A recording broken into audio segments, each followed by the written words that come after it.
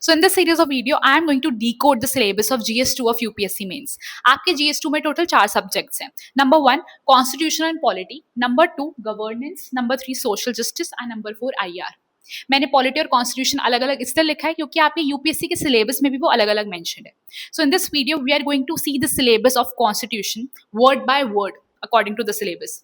सो constitution के under total 7 sub pointers हैं. The first is historical underpinnings. इसके अंदर वो सारे acts, charter acts, government of India acts आ जाते हैं जो आप लक्ष्मीकांत के चैप्टर 1 में भी पढ़ते हैं. क्या ये इंपॉर्टेंट है? सो पिछले 10 साल में इस टॉपिक से सिर्फ एक क्वेश्चन आया है जो गवर्नमेंट ऑफ इंडिया एक्ट 1935 पे बेस्ड था. Now second is evolution.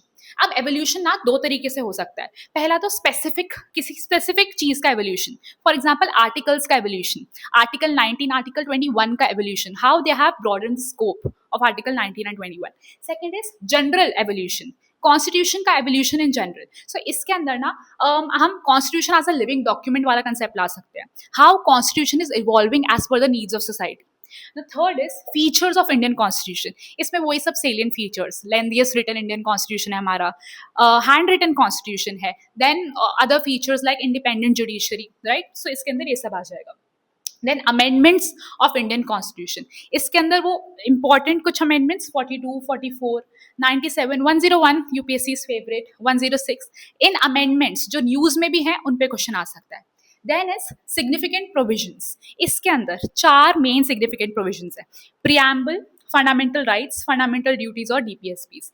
इसमें भी सबसे ज्यादा इंपॉर्टेंट प्रियम्बल और फंडामेंटल राइट्स है. और फंडामेंटल राइट्स तो बहुत सारी हैं, तो सबसे ज्यादा इंपॉर्टेंट कौन सी है? फंडामेंटल राइट 14, 19 और 21. इसमें भी 19 और 21 ज्यादा इंपॉर्टेंट है.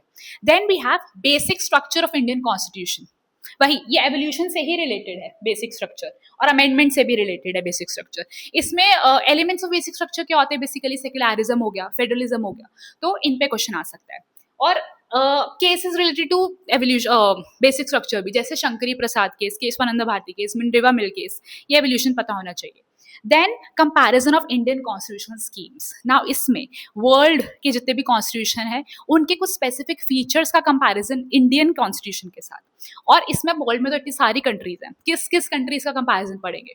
तो PYQ से हमें पता लगता है कि US, UK और फ्रांस, ये 3 कंट्री सबसे ज्यादा इंपॉर्टेंट है. तो इनके स्पेसिफिक फीचर्स उठा के इंडियन की कॉन्स्टिट्यूशन से कंपेयर किया जाता है.